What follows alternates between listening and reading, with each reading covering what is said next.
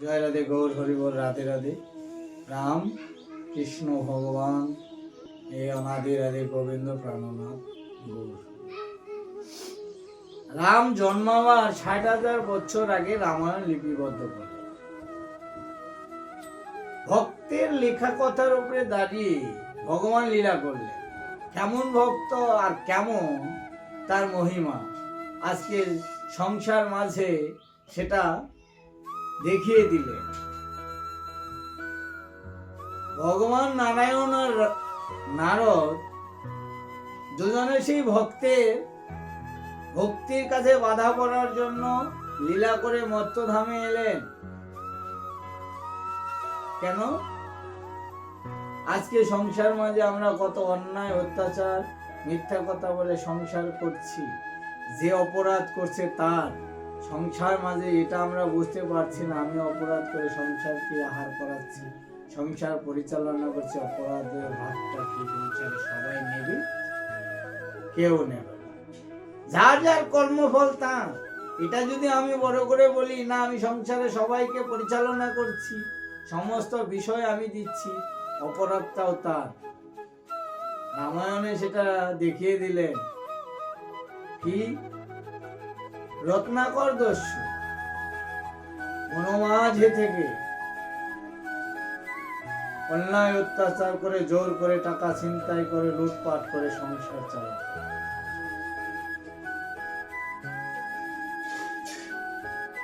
যে যেমন বনপথে যেত তাকেই ধরে সমস্ত কিছু ছিনতাই করে নিত। গোবিন্দ সেই ভক্ত রক্ষার জন্য আজকে রত্নাকরের সামনে এসে দাঁড়ালেন। কিভাবে? নারদ আর নারায়ণ রাম নাম করতে করতে বনমাঝে যাচ্ছে। রত্নাকর তাদের দুজনকে দেখে সামনে গিয়ে দাঁড়ালেন। কোথায় যাচ্ছ তোমরা? বলছে আমরা অন্য রাস্তায় চলছি। বলছে না, তোমরা যেতে পারবে না। বলছে কেন? তোমাদের কাছে যত ধন ঐশ্বর্য আছে আমাকে দাও। ভগবান ভক্তের কাছে দেখো কেমন প্রেম, কেমন ভক্তি, কেমন ভালোবাসা। ভগবান মৃদু হেসে বলছে, রত্না, আমার কাছে তো কিছুই নেই, আমরা শুধু ভিখারি, নাম রাম করে বেড়াই। বলছে মিথ্যা কথা বলে কোনো কাজ নেই, যা আছে বের করো, না হলে সোজা কথায় না হলে। রত্নাকর কোমর থেকে ছুরিখানা বের করে গোবিন্দের সামনে ধরেছে। যা আছে সবকিছু আমায় দাও। বলছে ভয় পেলে। দেখো, ভগবান কখনো ভয় পায়? ভক্তের কাছে ভগবান নতজানু হয়ে বলছে, দেখো আমার কাছে কিছুই নেই। সমস্ত ঝুলি চেক করে দেখলো শুধু রাম নামের কথা পুঁথিগুলো আছে। তবুও রত্নাকর বিশ্বাস করছে, বারবার উত্তেজিত ভাবে কথা বলছে। নারায়ণ বলছে, দেখো রত্নাকর, তুমি যে এই যে মানুষ খুন করে অর্থ কামাই করছো, মানুষের কাছ থেকে লুটপাট করছো, এটা অপরাধ। অপরাধ? এটা আবার অপরাধ? সংসার পরিচালনা করতে যা প্রয়োজন আমি তাই করছি, এটা কোনো অপরাধ নয়। ভগবান বলছে, তুমি কিসের সংসার করো? বলছে কেন? আমার বাবা মা, স্ত্রী, সন্তান সবাই আছে, তাদের আমি ভরণ পোষণ করি। বলছে এটা তুমি অন্যায় করছো, অপরাধ করছো, এই অপরাধের সাজা তোমাকে পেতে হবে। অপরাধ বলে কোনো বস্তু নেই। কে বলছে? বলছে পাপ বলে কোনো জিনিস নেই। বলছে আছে। পাপের ভরা এমন পূর্ণ হয়ে যাবে তুমি আর বইতে পারবে না। বলছে কেন? আমি একা বইবো? আমি সংসারে অন্যায় অত্যাচার করে সবাইকে খাওয়াচ্ছি, পাপের ভাগ তারাও নেবে। বলছে কেউ নেবে না। সংসারে তুমি যেমন কর্ম করবে তেমন তোমার ফল পেতে হবে। রত্নাকর কিছুতে মানছে না। বলছে কেউ ভাগ নেবে না। বলছে তুমি বাড়ি গিয়ে শুনে এসো, তুমি যে অপরাধ করছো অপরাধের ভাগ তারা নেবে কেন? বলছে এই কথা বলে ফাঁকি দিয়ে চলে যাবে এই মিষ্টি কথা বলে। বলছে না, আমরা পালাবো না, আমরা এখানেই দাঁড়িয়ে থাকবো। যদি তোমার বিশ্বাস না হয় দাসের সঙ্গে আমাদের বেঁধে রেখে যাও, তুমি এসে শুনে এসে আমাদের খুলে দেবে। ভক্তের কাছে ভগবান বাধা বললেন। আজকে রত্নাকর এত অপরাধ করলেন, তবু ভগবান তার কাছে বাধা বললেন কেন? বলছে যে যেমন ভাবে ভগবানকে ডেকেছে, রত্নাকর কখনো ডাকিনি, তাকেই কৃপা করলেন। সন্তান যদি 5টা থাকে, যেটা অবুঝ সন্তান থাকে, তার জন্য মা বাবা বেশি কষ্ট হয়। কোথায় গিয়ে কোন অত্যাচার করবে, কি করবে, তার প্রতি বেশি চিন্তা হয়। তাই পৃথিবীতে অনন্ত কোটি সন্তান আমার অনাদিরাদি গোবিন্দের। তাই যে বেশি দুষ্টু তাকে আগে ভালো করার জন্য তাকেই বারবার কৃপা করে। আজকে রত্নাকরের কথায় গাছের সঙ্গে বাধা পড়লেন আমার গোবিন্দ। রত্নাকর দৌড়ে বাড়ি গেলেন। বাড়ি গিয়ে পিতার কাছে প্রণাম জানিয়ে বলছে, পিতা আমি যে যে অর্থ কামাই করে আনছি এটা তো কোনোদিন জিজ্ঞাসা করো না। বলছে কেন জিজ্ঞাসা করবো, সেটা তো আমার প্রয়োজন না। বলছে কেন? বলছে আমরা ছোট থেকে তোমাকে মানুষ করেছি, আর তোমরা আমাকে কিভাবে খাওয়াবে সেটা তোমার। বলছে আমি এত অপরাধ করছি, তোমরা আমার অপরাধের অর্থে আহার করছো, সংসার করছো, অপরাধের ভাগ নেবে না।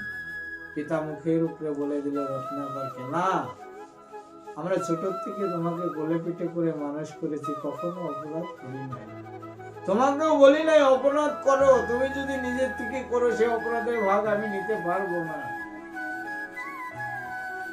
মিলাচ্ছে গোবিন্দের কথা। এবার রত্নাকর মায়ের কাছে যে কথাটা বললেন, মা বলছে আমি বুকে স্তন পান করিয়েছি, আমি কোনো অপরাধ করি না। কেন তুমি অপরাধ করছো? অপরাধের ভাগটা আমি নেব না। রত্নাকর ঝিম ধরে গেল। ধীরে ধীরে স্ত্রীর কাছে গেলেন, সহধর্মিনী অর্ধেক ভাগ তার কাছে বলছে। সহধর্মিনী বলছে, দেখো তুমি যতটা ধর্ম করবে তার ধর্মের অর্ধেকটা আমি নেব, কিন্তু অকর্মের ফল আমি ভোগ করতে পারবো না। রত্নাকর মাথা হেট করে সংসার ভেবে তাদের জন্য অক্লান্ত পরিশ্রম করে এত অপরাধ করছি, আমি কাঁধের বেঁধে রেখে এলাম, যে অপরাধে কখনো ক্ষমা হবে না। দৌড়িয়ে গিয়ে চরণে লুটিয়ে পড়লেন, গোবিন্দের চরণে। বাঁধন খুলে দিতে গোবিন্দ রত্নাকরকে আলিঙ্গন করলেন। দেখো সংসারও তেমন, গোবিন্দ ছাড়াই সংসার উদ্ধার হওয়ার নয়। যে যতদিন যাকে যেমন যতটা দিতে পারবে তেমন তোমাকে ভালোবাসবে। যেদিন বিষয়হীন হয়ে যাবে সংসার তোমাকে দূরে ছেড়ে দেবে। আজকে রত্নাকর বুঝতে পারলো, ত্রিজগৎকে বুঝিয়ে দিলে নিজের জন্য করো, আর গোবিন্দকে আপন করে সকাল সন্ধ্যা একটু কৃষ্ণ নাম করো। সংসার ধর্ম বড় ধর্ম এটা আমরা জানি। কিসের সংসার আমাকে আগে ওটা বুঝতে হবে। গোবিন্দের সংসার যারা করেছে তারাই সুখী, আর মায়ার সংসারে যারা আবদ্ধ আছে তারা বেলায় জর্জরিত কুড়ে কুড়ে খাচ্ছে, এ কখনো সুখী হতে পারে। রত্নাকর বাঁধন খুলে দিয়ে গোবিন্দের চরণে যখন পড়লেন, গোবিন্দ কৃপা করে আলিঙ্গন করলেন। নারদকে বলছে, নারদ তুমি ভক্তকে কৃপা করো, ভক্তকে রাম নাম দাও। রত্নাকরকে রাম নাম উচ্চারণ করার জন্য নারদ বলছে, এত অপরাধ করেছে, জিভলা আড়ষ্ট হয়ে যাচ্ছে, জিভ রাম নাম উচ্চারণ করতে পারছে না। তখন নারদ বলছে, তুমি এতদিন কি কি করেছো? যাকে মরা বলা হয়, যাকে মেরে অর্থ করে নিয়েছো, তাকে তুমি কি করো? মরা মরা উচ্চারণ করো। এই নামে দীক্ষিত করে রত্নাকরকে সেই বৃক্ষতলে বসিয়ে দিলেন। রত্নাকর সংসার ত্যাগ করে রাম নাম উচ্চারণ করার জন্য মরা মরা বলতে লাগলেন। দেখো এক যুগ পরে নারদকে নারায়ণ বলছে, নারদ তুমি ভক্তকে রাম নাম দিয়ে এলে, সে রাম নাম হলো কিনা সেটা তো একবার খোঁজ নিয়ে দেখলে না? বলছে, প্রভু তাই তো। নারদ সেখানে এলেন, এসে দেখছে সেখানে আর কেউ নেই। একটা মাটির ভুঁইতে ভিতর থেকে এত সুন্দর রাম নাম উচ্চারণ হচ্ছে। রাম নাম করতে করতে ধীর যত কালিমা ছিল সমস্ত কিছু লেপন করে দিয়ে গোবিন্দ প্রীতি প্রীতি গোবিন্দ ভক্তি জন্মে আজকে রাম নাম এত সুন্দর পুষ্পটিত হচ্ছে, ভগবান স্বয়ং যেন তাকে কৃপা করে রেখেছে। মাটির ওই স্পর্শ করতেই সমস্ত ওই মাটিগুলো ধরে ঝসে পড়ে গেল। শুধু কঙ্কাল হাড়ের মধ্যে থেকে রাম নাম উচ্চারিত হচ্ছে।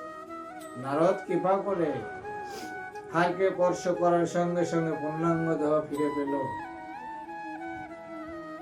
সেই রত্নাকরকে কৃপা করে নারদ বলল, তুমি রাম নাম এত সুন্দর মহিমা প্রকাশ করলে, রাম নামের প্রতি তোমার এত ভক্তি জন্মেছে, আজ থেকে তুমি যা বলবে, যা লিখবে, ভগবান সে কথার উপরে দাঁড়িয়ে ভক্তের মান রাখার জন্য সে লীলা করে দেখাবে। আজকে 60,000 বছর আগে রামায়ণ লিপিবদ্ধ করলো রত্নাকর। আজকে রত্নাকর নয়, রত্নের আকর। সেই দস্যুর থেকে রত্নের আকর হলে আর সেই ভক্তের লেখার উপরে দাঁড়িয়ে ভগবান রাম লীলা প্রকাশ করে জগৎকে বসিয়ে দিলেন। ভক্তের ভক্তির কাছে ভগবান বাধা।